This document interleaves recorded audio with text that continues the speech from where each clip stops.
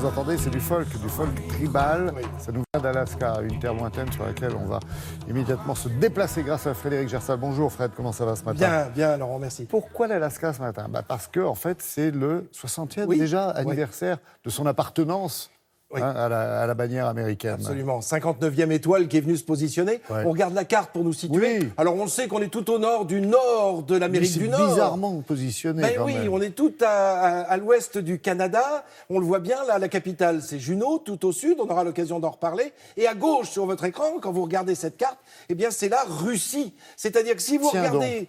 Oui, alors la frontière, c'est la question qu'on peut poser, la question piège. Est-ce qu'il y a une frontière entre les États-Unis et la Russie? Eh bien, a priori, comme ça, quand on regarde une map monde, on se dit, mais non. Mais là, oui, effectivement, il y a 4 km 500. De Vos. Oui. Ouais. Et ce sont des îles, en fait, qui se touchent.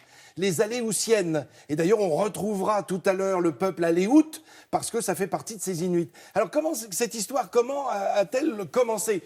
Par une colonisation, tiens, encore une fois. Oui, parce que ces peuples autochtones étaient là, bien sûr, bien avant les Européens. Et puis c'était russe, non? Alors, ça a été russe pendant très longtemps, effectivement. Ce sont eux qui viennent poser le premier pied. Alors, on regarde des images, parce que c'est la beauté des images qui font parler, hein, surtout. Alors, les Russes ont décidé de traverser. Ils ont traversé leur grand continent, puis ils ont traversé le Kamtchatka, cette presqu'île, et puis ensuite ils ont traversé grâce à un marin danois qui travaille pour les Russes. Il s'appelle comment? Vitus Bering. Vitus Bering est danois, mais il travaille pour les Russes, c'est-à-dire pour Pierre le Grand, Pierre Ier, qui lui a demandé de concevoir une marine tout à fait à l'est du territoire russe.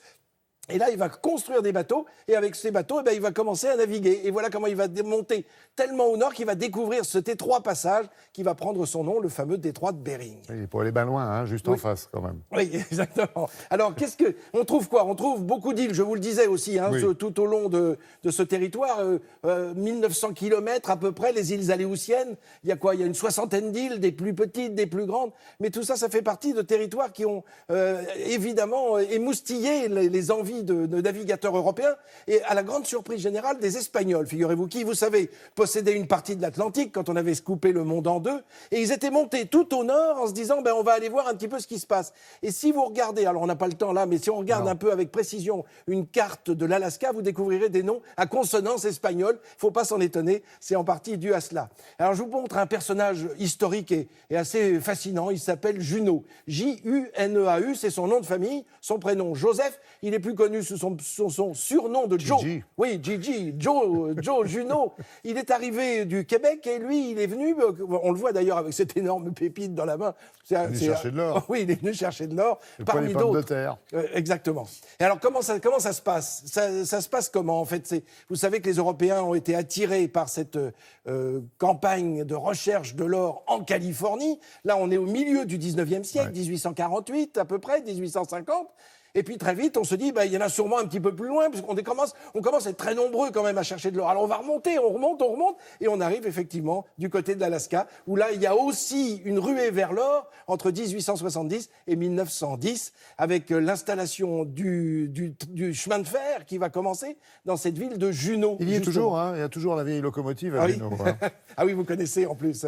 Alors Juneau, c'est la capitale, c'est pas la plus grande ville, vous me le rappeliez, on peut regarder des images d'Anchorage, et Anchorage, alors là, c'est gigantesque, puisque le grand Anchorage, comme on pourrait l'appeler aujourd'hui, tout autour, eh bien, c'est... Ça, c'est Juneau. Ça, c'est Juneau, parce qu'on est au bord Je reconnais l'endroit, on arrive, toc, à la gare, le chemin de fer qui monte tout de suite avec la déneigeuse. Mais, en fait, cette ville a été créée par Juneau. Et il y a eu, ça, c'est amusant, parce qu'il y a eu un vote au sein des chercheurs d'or pour savoir qui... Alors, il y avait un Harris qui était candidat. Alors, est-ce qu'on va appeler ça Harrisburg, le bourg d'Harris, ou est-ce qu'on va appeler ça... Voilà. Là, Anchorage. Ah, là, voilà. Nous voilà à Anchorage, alors qui n'est pas la capitale, je le rappelle, mais qui est la plus grande ville. Et le grand Anchorage, c'est à peu près 400 000 habitants. Quand on sait que sur ce territoire, il n'y a que 700 000 habitants, c'est dire si plus de la moitié habite à Anchorage. Puis il y a encore une autre ville, Fairbanks, là aussi, qui est due à un certain Charles Fairbanks, qui était vice-président du président Roosevelt lors de son deuxième mandat.